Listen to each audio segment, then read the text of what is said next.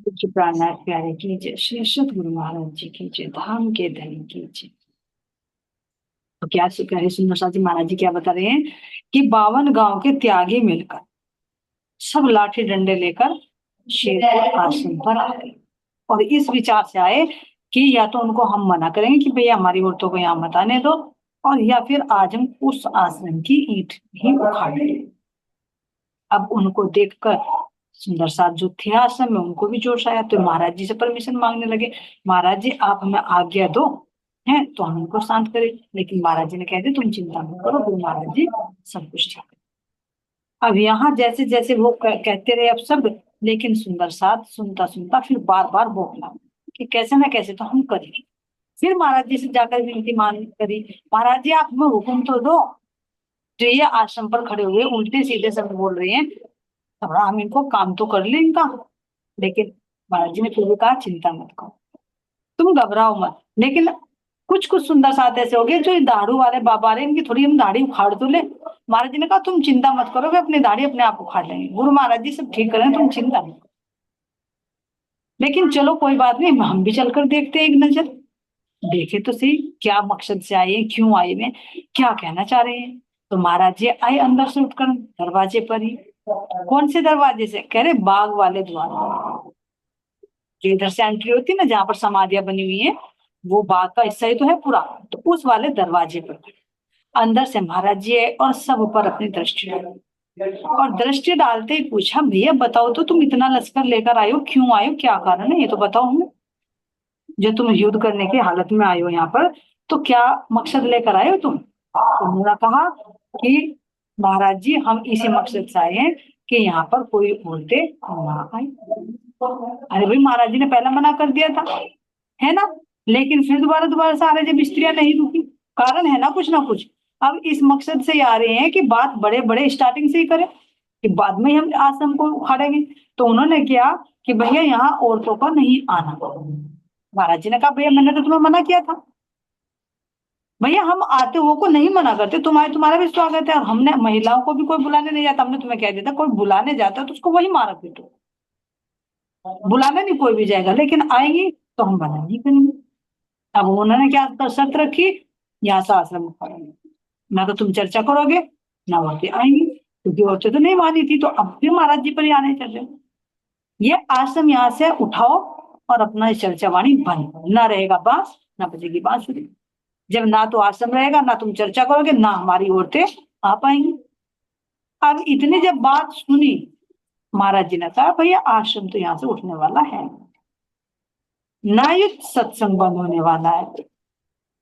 तुम ये सोचो कि सत्संग बंद हो जाएगा, ये होने वाला नहीं है, तुम्हारे से जो होगा वो कर लो।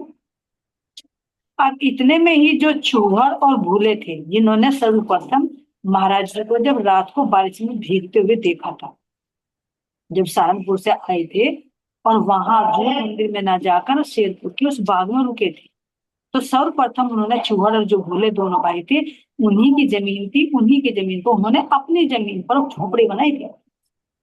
अब उनके अंदर तो जोश था, तो वे आकर बोले भैया क्या बात करो, यहाँ से उखड़े ये आश्रम, जमीन किसकी है, जमीन ये हमारी है, हमने दी है सतगुरु महाराज जी को। ये आश्रम यहाँ से उठने वाला नहीं, कि नहीं उठने का उठेगा। अगर नहीं ऐसा कर ले भैया हम तुझे और जमीन दे देंगे, हमारे और जमीन है, तू भी ऐसा आश्रम बनाकर दिखा और ऐसी ज्ञान चर्चा करके दिखा, हम देने वाले हैं तुझे जमीन, हम देंगे चल जैसे हमने महाराज जी को दी। लेकिन ऐसा आश्रम बनाकर तो दिखा, ऐसी चर्चा करके तो दिखा जो तुम्हारी औरतें हमें छोड़कर तुम्हारे पास जाने लगे, करके दिखाओ तुम, अगर तुम्हारे में बल है तो हम देंगे जमीन तुम्हें, इतना दावा हम कर देंगे। तो ऐसा बहुत कहा सुनी बीच में हुई, लेकिन वे कहाँ सुनने वाले थे। आखिर में क्या कह रहे हैं यहाँ पर, यहाँ कह रहे हैं ताकत नहीं डिगा दे कोई, सुन उनकी हुल्लड़ खिसका, खून यहाँ हो सकते हैं अब नेतागण सब लौट गए। अब सामने का जोश देखकर तो उनका जोश भी फीका पड़ गया। भाई जब धमकी देने लगे भैया जमीन तुम्हारी नहीं, आश्रम तुमने नहीं बनाया, तुम्हें हम बुलाने नहीं जाते, तो तुम किस हक से यहाँ आश्रम को उखाड़ रहे हो? अगर हाँ तुम्हारी जमीन पर बना होता तो बात दूसरी, तुमने बनाया होता। तो गलती क्या है हमारी, तुम हाथ लगा कर दिखाओ। तुम दर्शात उधर जोश में आ रहे हैं, उधर वे जोश में आ रहे हैं, लेकिन सत्य के सामने सत्य कैसे टिक, कुछ प्रूफ तो चाहिए ना। भाई आश्रम ये महाराज जी की तो कोई गलती है ही नहीं, हम कह रहे हैं बुलाने के लिए, तुम्हारी औरतें आती तुम रोक लो अपने को, हम कह रहे हैं तुम्हें बेचने के लिए। जमीन तुम्हारी नहीं है, आश्रम बना हुआ तुम्हारा नहीं, तुम्हारा कोई पैसा नहीं लिया गया, तो किस हक से तुम हाथ लगा रहे, आश्रम में लगा कर दिखाओ। तो समझ गए कि भाई यहाँ तो खून खराब होने वाला है, लाठी डंडे बजने वाले हैं। तो जो नेता गण होते हैं वे तुरंत भाग ले, जो नेता बन बन कर आए, क्योंकि सबसे पहले वही भागते हैं जो चढ़ा चढ़ा कर लेकर आते हैं, कहीं मारा न जाए। तो यहाँ से सब चल खिसका दिया कि भैया लड़ाई झगड़ा ना हो जाए, नहीं तो तुम टूट कर यहाँ से जाओ। अब एक एक ने मिल मिलकर क्या होता है, जैसे नमक डाल देते हैं ना जल में, गाँव में चलता है कि किसी चीज की सुगंध खाई जाती है। तो यहाँ महाराज जी कह रहे हैं, लोटा नमक हरिक ने डाला, त्यागी त्यागी एक हुए, होकर एक गांव पांचों ने एक ढिंढोरा पिटवाया। अब उन्होंने जब महाराज जी पे बस नहीं चला, फिर अपनी औरतों के कान डांटने शुरू कर दी। तो कह रहे सब गांव वालियों ने, त्यागी त्यागियों ने सौगंध खाई कि भाई इस जल में, एक लोटे में जल ले लिया जाता है, उसमें नमक डालकर संकल्प लेगा कि संकल्प लो कि आज से किसी की भी औरत यहाँ पर आश्रम में ना आए। ले लिया सबने संकल्प, और ढिंडोरा पिटवा दिया कि भाई सबने नमक की सौगंध खा ली है, लोटे में नमक डालकर। अब कोई भी महिला, कोई भी औरत आश्रम में नहीं जाएगी किसी भी गांव में। पिटवा दिया ढिंडोरा पिटवा। अब यहाँ पर क्या है सुंदर सा जी, जब ढिंडोरा पिटवाया तो अब तो दूसरी तरफ से और आग उठने वाली थी। जब देखा भाई, एक दूसरे से पूछती भाई ढिंडोरा क्यों पिटवाया जा रहा है, औरतों को वहां जाना मना है। अब औरतों के अंदर खिसकी, भाई क्यों नहीं जाना। तो बताया कि भैया वो जुगलदास को पहले इसलिए निकाला था। अब ये हो रहा है कि वहां पर जो औरतें जाती हैं तो भैया वहां पर गलत काम होता है, व्यभिचार होता है, वहां पर दुराचार होता है। तो इसलिए सब गांव वालों ने मिलकर संकल्प लिया है कि किसी की औरतें, किसी की बहन, किसी की बेटी आश्रम में नहीं जाएगी। अब उधर औरतों के कलंक लगा एक सिर पर, लगेगा ही। देखिए अपने आप को खड़ा करके देखिए, अगर मुझे कहीं जाने से रोक दिया जाए, और रोक दिया जाए तो मैं क्या सोचूंगी, यानी मैं वहां गलत काम करने जाती इसलिए मुझे रोका जा रहा है। तो सब औरतों ने सलाह मिलाई, भैया ये तो हमारे ऊपर कलंक लग गया, आदमी है ये तो अपने साफ सुथरे बने फिरते हैं, और हमारे ऊपर कलंक लग रहा है कि क्या हम आश्रम में वहां दुराचार करने के लिए जाते हैं, व्यभिचार करने के लिए जाते हैं। तो अब रोक कर दिखाए, कोई हमारा कलंक कैसे धुलेगा, हम ही धोएंगे। आपस में सलाह कर ली, भैया इस कलंक को हम ही धोएंगे, हमारे ऊपर कलंक लग गया है तो। अगर हम रुक गए तो ये रहेगा हाँ वहां गलत कार्य करती होंगी, इसलिए इनके पतियों ने रोका है। इस कलंक को धोने का तो यही तरीका है कि हम आश्रम में जाकर ही दिखाएंगे, न कर न कर।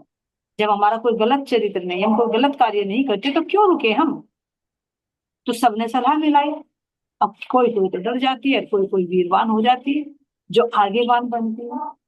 अब ऐसा ही यहाँ पर होने लगा सुंदर साथ जी, कह रहे यहाँ पर, अग्नि भड़क उठी बदले की, सब पर एकदम पड़ा असर, अब चाहो जो कुछ हो जावे, रुकना नहीं किसी को भी। अब मंडली बन गई औरतों की, कहना कहने के लिए अबला, लेकिन अपनी इज्जत पर आए तो बला बन जाए, गले में डाल दे फंदा, फिर बख्शे ना किसी को।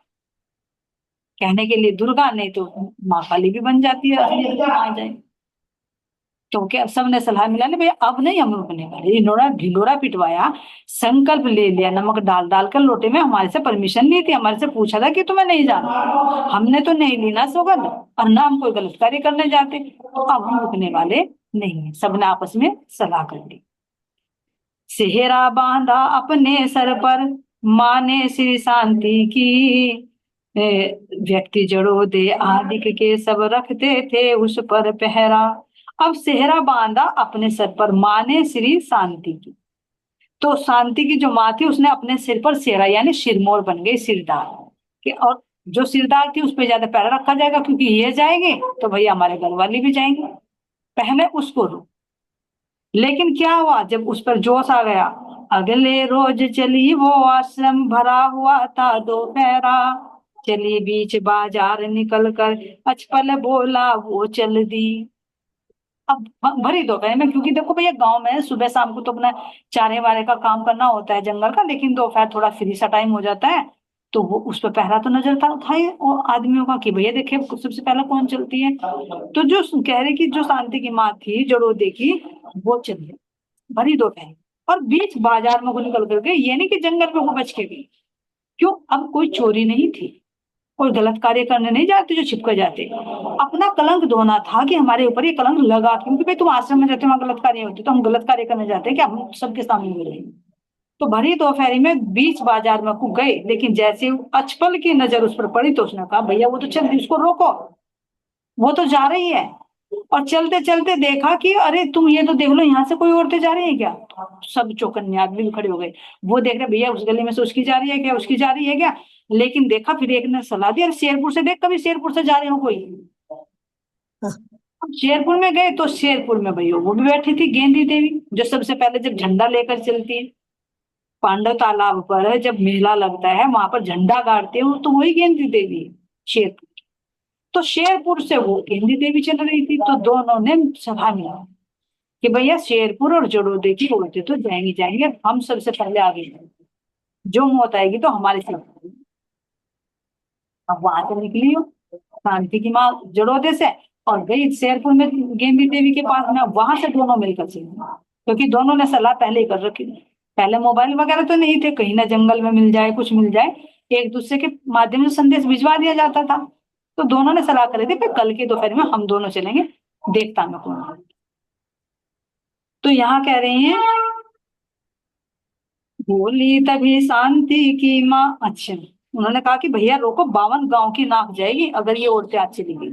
सबने संकल्प ले रखा है।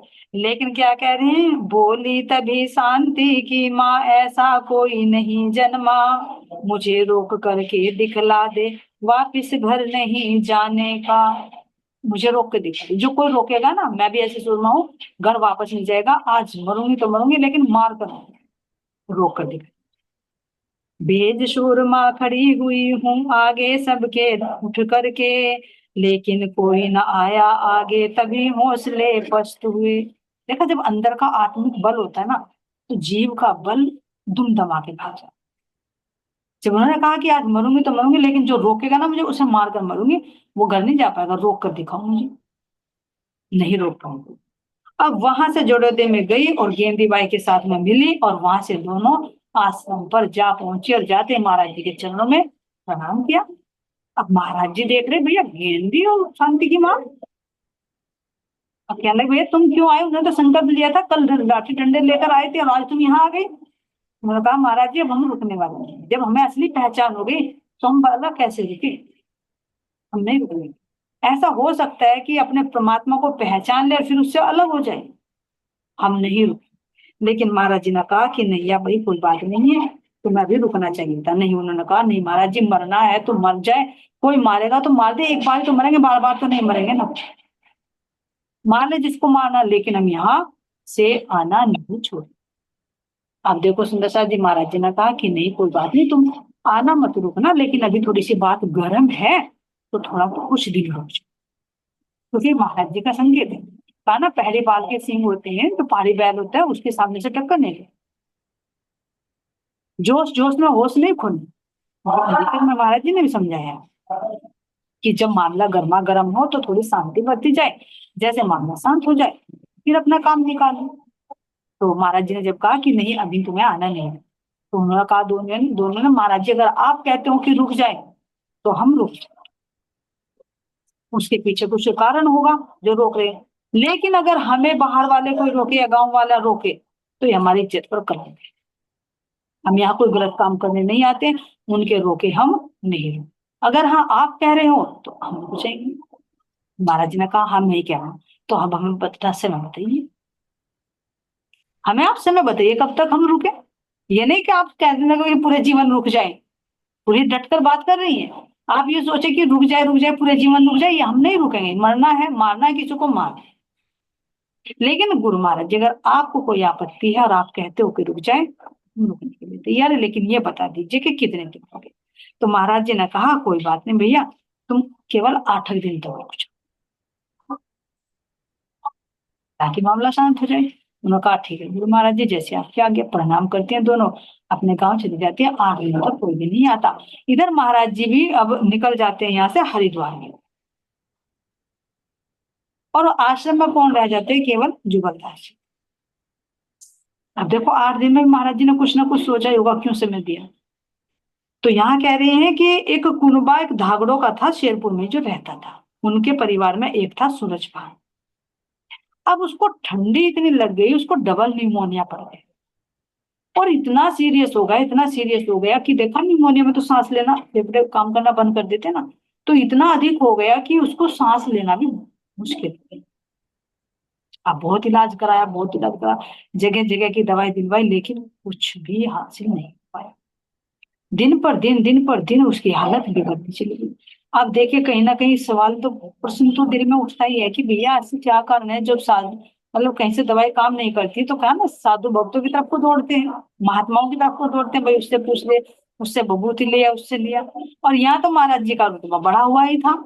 अब मन में खटपट, दिल तो क्या है कि महाराज जी से सलाह ले आए आश्रम पर जाकर, लेकिन वो मान सम्मान, वो याद आवे कि भैया लोटे में नमक डाल रखा है, सौगंध खा रखी कि कोई ना तो औरतें जाएंगे और ना हम आश्रम में जाएंगे, अब जाए तो जाए। वही इनकी तो बात ही, जैसे पीछे सुल्तान का हुआ कि ना जाऊं तो जिन खाए और जाऊं तो मौत खाए। एक तरफ हुआ, एक तरफ खाई। ऐसी हालत इसकी हो गई अब सूरजभान की कि ना ये परिवार वाले सोच रहे कि जाएं तो भैया अपनी नाक कटी, अपनी इज्जत कटी, अपना वचन गया, और ना जाए तो इधर हमारा लाल गया। अब मरता क्या नहीं करता, कैसे न कैसे कैसे करके हिम्मत जुटाकर आश्रम पर पहुंच ही जाते हैं परिवार के लोग। लेकिन आश्रम पर तो महाराज जी नहीं मिलते, वे तो हरिद्वार पहुंच चुके होते हैं।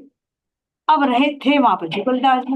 अब जाए और जाकर उनके चरणों में पड़ गई, महाराज जी हमारे कुल का दीपक बुझ जाएगा, अंधकार हो जाएगा, हमारा नाश हो जाएगा, हमारे बेटे को आप बचाइए। अब मौके मौके की बात होती है।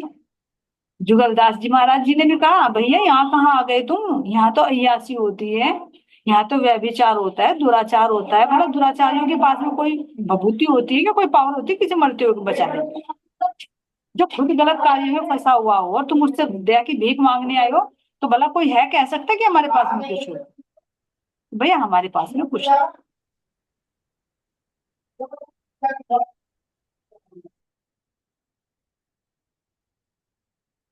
तो जुगलदास जी महाराज जी भी कह रहे, बड़ी बात रख रहे हैं, भैया यहाँ तो तुम गलत आ गए। शायद तुम भूल गए हो कि जो साधु महात्मा है तुम्हारे गुरु है ना, वो तो वहां जूड़ मंदिर में बैठे हैं ना, दारू बाबा, गुजरात वाले। उनसे जाओ, भभूति लेकर आओ, अपना दुखड़ा रो, भैया हमारे पास तो कुछ नहीं। अब उन्हें पिंच तो हो रही है सारी बात, लेकिन मौके की बात है, जुगलदास जी ने कहा, और रही बात यहाँ तो मेरे महाराज जी भी नहीं है, भैया मैं कुछ नहीं कर सकता। लेकिन वे कहाँ छोड़ने वाले थे, बार बार गिड़गिड़ा कर उनके चरणों में पड़ गए, विनती करते रहे, नहीं हमारे से बहुत गलती हुई, हम आगे से ऐसा कुछ नहीं करेंगे, बस आप कृपया करके एक बार हमारे बच्चे को बचाएं। अब जब नहीं माने तो गांव के और लोग भी गए, चलो भाई खुशामद करो। अब उन्होंने कहा देखो महाराज जी तो यहाँ नहीं है, मैं कुछ नहीं कर सकता। लेकिन फिर भी जैसे ध्यान में बैठे तो ध्यान में बैठ के उन्हें कुछ आभास हुआ कि जैसे गुरु महाराज जी ने कहा हो कि भैया उसको भभूति दे दो। हम देखो कोई पहले फोन वगैरह मोबाइल तो नहीं थे भैया, कॉल करके पता कर ली, बहुत पता ना अंदर का नेटवर्क है। तो उन्हें एहसास हुआ कि महाराज जी ने जैसे कहा कि भभूति दो, तो उन्होंने भभूति दी और ले जाकर फिर जुगलदास जी ही गए, और जाकर देखा तो उसकी जुबाड़ी बिल्कुल बंद थी, जैसे दोनों जबड़े होते हैं ना, बिल्कुल बंद। यानी अंदर मलगम इतना उठक गया था, डबल निमोनिया हो गया, सांस लेना बहुत मुश्किल हुआ था। वैद्य भी वहीं बैठा था उस समय, लेकिन जब उन्होंने देखा वैद्य उठ के चल दिया था, जैसे कहा कि भैया अब मैं कुछ नहीं कर सकता, ये तो खत्म हो गया बच्चा, अब इसकी बचने की कोई उम्मीद नहीं, कोई सांस है कि आ रही है, कोई रुक रही, कोई आ रही, कोई रुक रही। ऐसे सारे घर में सन्नाटा छा हुआ था। अब जैसे जुगलदास जी महाराज जी गए, तो थोड़ा सा उसने क्या किया, थोड़ा सा मुंह खोला, और वो जो भभूति थी पानी में घोली और उसके मुंह में, और जैसे तैसे करके उसको थोड़ा थोड़ा सा गले से करके अंदर उतारा। फिर जो होता है वो, उसमें महाराज जी कह रहे हैं कि उसको जो भभूति को है उसमें केसर के उसमें मिलाया, और मिलाने के बाद में उसको थोड़ी सी उसकी छाती पर मला, जिससे उसका थोड़े से फेफड़े खुलने लगे, है ना। उसके साथ मिलाकर थोड़ी सी उसको राहत सी मिली। अब राहत सी मिली तो लगा कि उसे सांस आई, उसने प्रणाम किया, लेकिन अभी उठा नहीं, कुछ बोला नहीं। थोड़ा लगा कि हाँ उसको थोड़ी सी राहत सी मिली है। अब यहाँ पर कह रहे हैं बादाम के रोगन में मिला, जो बादाम रोगन होता है ना, गर्म होता है, जैसे निमोनिया वगैरह पड़ जाता है, तो उसमें मिलाकर जैसे रख दिया तो उसको थोड़ा सा आराम है। लेकिन जब आराम मिला तो घर वालों को लगा कि हाँ कुछ आराम है। तो जैसे ही जुगलदास जी महाराज जी उठने लगे तो उसको तुरंत पकड़ के बैठा ले, नहीं नहीं नहीं, अभी नहीं जाने देंगे हम, जब तक ये बोलता नहीं ना उठकर तब तक नहीं जाना। पकड़ लिया। अब महाराज जी तो कृपया काम कर ही रही थी, देखो महाराज जी को भी पुकारेंगे। भाई जैसे नारायणदास सदगुरु महाराज जी ने जब उस माई के बेटे को ठीक किया था, गुरु महाराज जी को भी पुकारा था हम ही ठीक करेंगे। ऐसे जुगलदास जी महाराज जी क्या कर सकते, महाराज जी को भी पुकार सकते थे। तो पुकारते पुकारते जैसा ही हुआ तो उस लड़के को थोड़ा आराम लगा, वो उठा, उठकर उसने प्रणाम किया और जुगलदास जी महाराज जी वहां से फिर चल दिए। अब ये देखा वैद्य ने भी, भैया नब्ज तो इसकी छूट गई थी, सांस लेना भी मुश्किल था। ऐसे जब मेरी औषधि काम नहीं कर रही थी, एक राख की चुटकी ने क्या कमाल कर दिया। वही पानी में घोलकर चम्मच से मुंह में डाला, थोड़ा सा थोड़ी सी गले से नीचे उतारी और बस बादाम रोगन के साथ में मिलाकर लगाई। ऐसे इस विभूति में क्या, तो समझ गए कि कहीं ना कहीं कोई या जो ऐसी हमारे पास में है ही नहीं। अब ये हल्ला जब ठीक हो गया तो घर वाले तो बताएंगे, लेकिन वैद्य तो ऐसा होता है कि जहां भी जाएगा वही बताएगा। तो पांचों गांव में फिर शोर मच गया महाराज जी कि भैया महाराज जी ने ठीक करा उसका लड़का, महाराज जी ने ठीक करा उसका लड़का। अब जैसे ठीक करके महाराज जी तीसरे दिन आश्रम पर आ गए हरिद्वार से। अब जैसे ही आए तो देखा जुगल दास की छाती में दर्द। महाराज जी ने डांटने लगे कि तूने क्या कर दिया, ये तो ना सारी आपत्ति उसकी अपने सिर पर ले। महाराज जी देख लो वही किस्सा दोहरा जा रहे थे। कह रहे महाराज जी, मौत बुल दिवस तीसरे सतगुरु आए, आते ही बोले उससे, मौत बुला ली तैने अपनी, मुक्त ना होता तू उससे। अब तू उससे मुक्त नहीं होगा, तूने तो मौत अपने सिर पर बुला ली। यानी आनी थी मौत उसकी और ले ली तुमने अपने सिर, क्योंकि तुमने उसको ठीक कर दिया। अब यहाँ कह रहे हैं सुंदर साहब जी, तैने बहुत बुरा कर डाला, सूरज भान बचाया क्यों, जाना था उसको तो तैने, बला लगा ली अपने को। जाना तो था उसको, मौत तो उसकी आ रही थी, लेकिन वो बला तूने अपने सिर को लगा ली। कैसी लगा ली सुंदर साहब जी, विचार कर। क्योंकि गांव वालों ने, घर वालों ने जो भी मिलकर किया था उसका भुगतान तो करना पड़ेगा। जो तुम सही आदमी पर कलंक लगा रहे हो, तो भले ही वो कुछ ना बोले, लेकिन उसके करने का फल तो तुम्हें भुगतना ही पड़ेगा।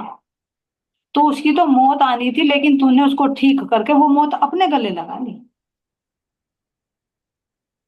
उसकी करने का फल तूने अपने सिर पर ले लिया। अब यहाँ कह रहे हैं, दर्द हुआ छाती में फौरन टाले फिरता रहा उसे, ठीक महीने 6 तक उसने बहुत तेरे ही यत्न किए। अब छाती में जो दर्द उसके उठा था वो दर्द जुगलदास जी के होने लगे, और 6 महीने तक उसको टालता फिरता रहा, हो जाएगा ठीक, हो जाएगा ठीक, हो जाएगा ठीक। 6 महीने बीत गए, लेकिन अब क्या कह रहे हैं, लेकिन गया न छाती से वह, पूछो मत कमजोरी का, पिंजर पिंजर हुआ बदनी है, नहीं दवा ने काम किया। कह रहे कि छाती का दर्द नहीं पूछ गया, और जब हमेशा किसी चीज में दर्द रहेगा तो खाने पीने में क्या ध्यान रहेगा, क्या सोने में ध्यान रहेगा। बार बार जब पीड़ उठेगी, और दर्द तो सबसे भयानक होता है, ना सो पाता ना बैठ पाता है। तो इसलिए शरीर क्या हुआ, कमजोर होता चला गया, पिंजर सा ही बन गया पूरा शरीर, और किसी दवा ने भी काम नहीं किया। क्यों, असली दवा तो सतगुरु के पास है। मौत न थी जहमत तो निकली, मरने जैसा हाल हुआ, सूरज भान हुआ था जैसा, वैसा मेरा हाल हुआ। कह रही मौत नहीं थी तो जहमत थी, नरक था जीते जी। मौत में तो फिर भी एक बार मर जाता है इंसान, लेकिन इस नरक में तो तड़प तड़प कर मरना हो रहा था, जीते जी मरना पड़ रहा। तो कह रहे हैं कि जैसा हाल खान का था ना, ऐसा हाल मेरा हुआ। मांगी कृपया श्री सतगुरु से, बड़ी देर में हुए दयाल, काफी दिन में ठीक हुआ वह, सुधरा जुगल दास का हाल। अब सतगुरु से क्या कह रहे हैं, मांगी कृपया सतगुरु से, आखिर में सतगुरु से कहना पड़ा, महाराज जी मुझे माफ कर दो, मैंने गलत किया है, लेकिन मुझे आपका हुक्म था तो इसलिए मैंने उसको ठीक किया। लेकिन फिर महाराज जी ने कहा, देखो जो कोई ठीक कर रहा है उसका हिसाब किताब तो तुम्हें करना होगा। ये विधि के विधान में बाधा डालनी होती है सुंदर साहब। कह रहे कि मुर्दों को जीवित कर दो, दूसरे के दुखों का दूर करो, वो तुम्हें भुगतान करना पड़ा। ऐसे होते हैं, लेकिन सतगुरु सामर्थ्यवान होते हैं, वे सबका सहन कर लेते हैं। लेकिन हम, हमारे अंदर अगर वजूद नहीं, और हम सोचे कि हम सुंदर साथ का भार सहन कर लेंगे, अपना तो सहन नहीं हो रहा, ओवरलोडिंग कैसे हो सहन हो जाएगी। एक तो अपना ही नहीं सहन हो पा रहा है, और दूसरों का बोझ ले रही है, तो कैसे सहन कर पाएंगे हम, दबकर मर जाएंगे। इसीलिए कह रहे हैं ना कि गुरु पद पर बैठना बहुत आसान, लेकिन उसको निभाना बहुत मुश्किल होता है। सरल नहीं होता सुखदेव, लेकिन अंदर वो सामर्थ्य, वो बल चाहिए जो तुम दूसरे के करने को भी पचा सको। उस अपने योग बल के तप से उसको जलाकर भस्म कर दो। और योग बल हमारे पास है नहीं, और हम दावा लेके भाई मैं तुम्हारा गुरु, तुम मुझ पे चढ़ावा चढ़ाओ, मैं तुम्हें ठीक कर दूं। नहीं हो सकता, मर जाएंगे हम तो। वो तो अंदर हृदय में बैठे हुए धामधनी ही सबके विषयों का पान कर सकते, नहीं तो अन्यथा कोई नहीं कर। तो ऐसे सतगुरु जी से जब विनती करी तो उन्होंने आशीर्वाद दिया, वो भभूति दी, और तब उनको कुछ राहत मिली। लेकिन 6 महीने वो भुगतना पड़ा। हम बहुत जानबूझकर बोलकर मैदान में दौड़ते हैं, अरे इसको ठीक हो गया, ये महाराज जी ये ठीक कर दो, महाराज जी ये ठीक कर दो। ये भी देखो महाराज जी पे कितना कष्ट आएगा। पीछे भी कहा उनके उनके परमहंस गोपाल मणि जी की बीतक में भी, जब उन्होंने वो डंडा उठा लेकर रखा और महाराज जी के कंधे पर बोझ था, निशान पड़े देखे, बोलो सतगुरु महाराज की जय। और वो डंडा उठा लिया तो वो सारा बात सतगुरु पर गया था, जब देखा जाकर कि महाराज जी का कंधा तो कहा था कि कोई भी ऐसा कार्य सतगुरु का नाम लेकर ना करो जो अंदर में सतगुरु को कष्ट है। इसी तरह से नशादी, यहाँ संसार में सबकी करनी अपने लेखा जोखा है। बस सतगुरु से यही विनती करते हैं, सतगुरु मारे जो आपको अच्छा लगे आप वो करे, क्योंकि हम इस बीच में टांग अड़ाने वाले नहीं। किसकी करनी कहाँ है क्या है, वो सतगुरु महाराज जी जानते हैं, हम नहीं। और हम जबरदस्ती मजबूर करें सतगुरु को? नहीं गुरु महाराज जी आप उसको ठीक करो, हम मेहर का पाठ लगा लेंगे, हम निज नाम का जाप कर लेंगे, महाराज जी आप उन्हें ठीक करो। है, शुभकामनाएं करनी चाहिए, ये नहीं है कि नहीं करनी चाहिए, लेकिन शुभकामनाएं करते करते रखे गुरु महाराज जी जो आपको उचित लगे आप वो करें। क्योंकि हमारे से बेहतर जानते हैं, उन्हें आगे पीछे का सब पता है, उन्हें सबकी करनी लेखा जोखा पता है, लेकिन हमें कुछ नहीं पता। हम तो कर्म भी देखते हैं कि इतने दुख में हो रहा है, लेकिन किस कर्म का फल वो भुगत रहे हैं, कैसे शत्रुओं को उन्हें निर्मल करना है, वो तो वे जानते हैं। अब देखिए न, जुगलदास महाराज जी को 1 साल तक अलग रखा। हम जैसे होते तो 10 बार जाके कहते महाराज जी उसको बुला लो ना, और नहीं बुलाते तो क्या कहते हैं, महाराज जी तो बड़ा गुस्सा करते हैं, बताओ 1 साल से अलग कर रखा, कुछ दोष नहीं कुछ नहीं, दुनिया से हो जाते हैं, भी जानते नहीं। 100 बातें बताते हैं, उसमें भी हमारी मैथिली बहुत गहराई की बात है सुंदर साथ जी। तो 6 महीने के बाद जुगलदास महाराज जी ठीक होते हैं, उनकी छाती का जो थे, तो वो जो दर्द था वो सारा दर्द उन्होंने सहन करे, यानी जो उनकी करनी थी उस करने का फल फिर भी देखो संत होते सुंदर साथ जी वो सहन करे। लेकिन उनसे ऊपर भी सदगुरु महाराज जी थे, सदगुरु महाराज जी के आशीर्वाद से तब उनको कुछ आ रहा। अब यहाँ कह रहे सुंदर साथ जी, अब जब घर में ठीक हो जाए तो घर में तो चर्चा फैलेगी, खुशी तो फैलेगी। सब गांव में यही बात फैल गई, भैया सूरज भान को तो जुगलदास जी ने ठीक किया, नहीं तो वैद्य ने भी हाथ खड़े कर दिया। अब विशेष खुशी तो पत्नी को हुई, तो पत्नी ने संकल्प ले लिया कि मेरे पति ठीक हो गए हैं, और मैं तो अब जो देखो क्या कह रही है, 1.25 महीने तक आश्रम में रोज जाऊंगी और दीपक जला कर आऊंगी। क्यों? क्योंकि उन्होंने मेरे घर का दीपक जलाया, नहीं तो मेरे तो जीवन में ही अंधकार हो जाता अगर मेरा पति चला जाता। तो पत्नी ने संकल्प ले लिया कि मैं तो 100 महीने तक रोज आश्रम में जाऊंगी और दीपक जलाकर आऊंगी। अब ये जब संकल्प ले लिया तो लोटे में नमक तो सबने डाल रखा था, भिड़ान पड़ी कि नाक कटेगी सबकी। भैया ये जाएगी, पहले पहले तो चलो और तो ना कटवाई, अब इसके घर वाले 100 महीने तक जाएगी, चलो कभी कभी का तो हो जाता। तो देखो संजय साथ जी, वो जो ज्ञानी थी और शांति की माँ थी, मैं तो रुक गई थी महाराज जी के कहने का।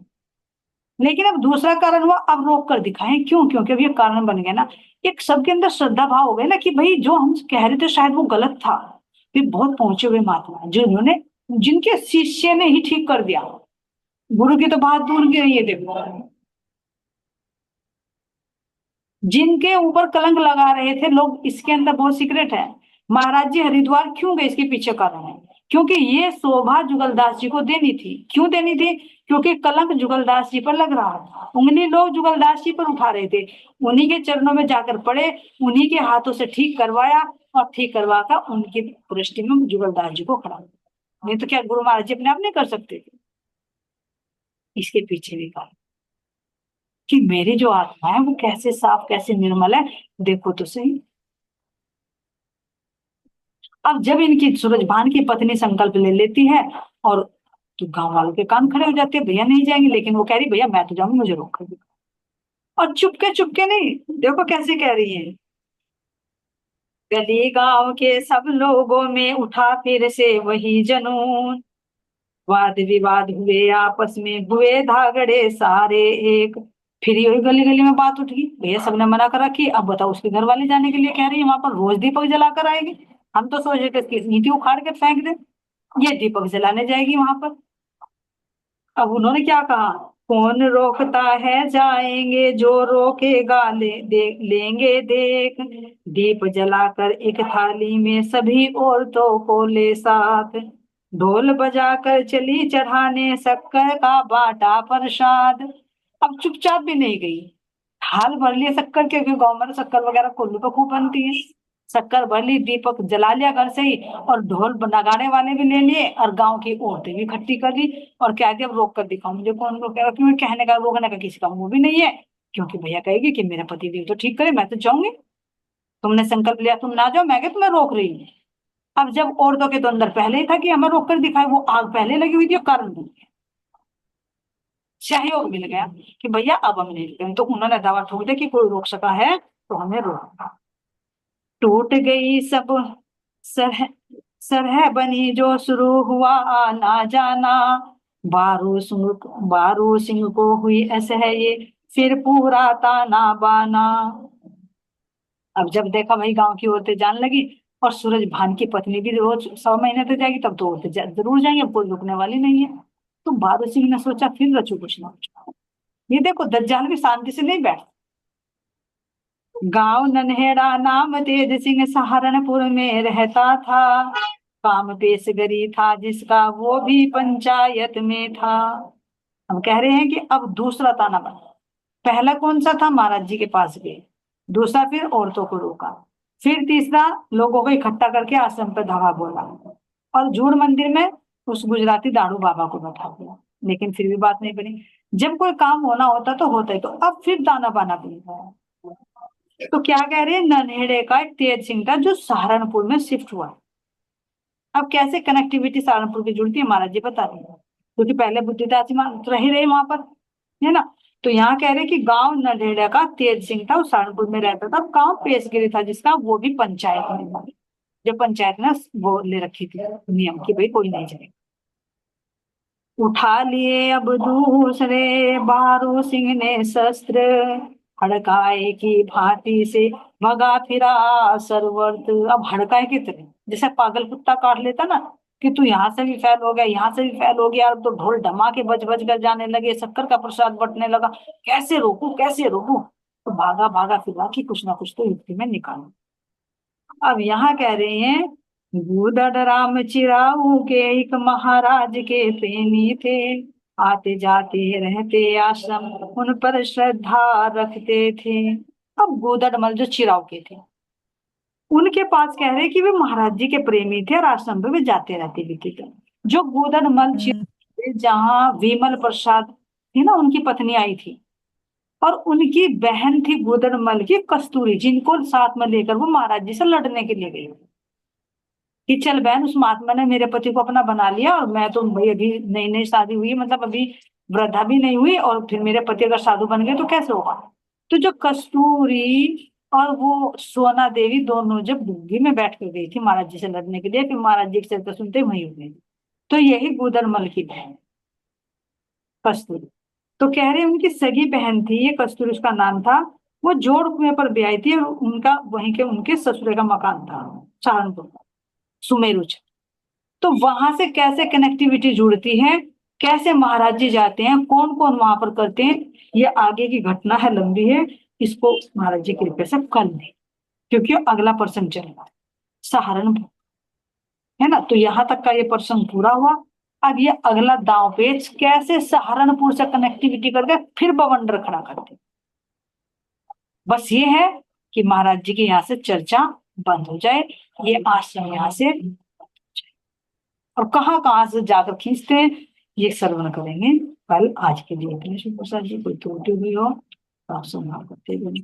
आपके श्री चरणों में कोटि कोटि प्रेम प्रणाम। जगन्नाथ प्यारे जी, श्री सतगुरु महाराज की, सतगुरु श्री रामचंद्र महाराज जी आपकी सदा सदा नींद।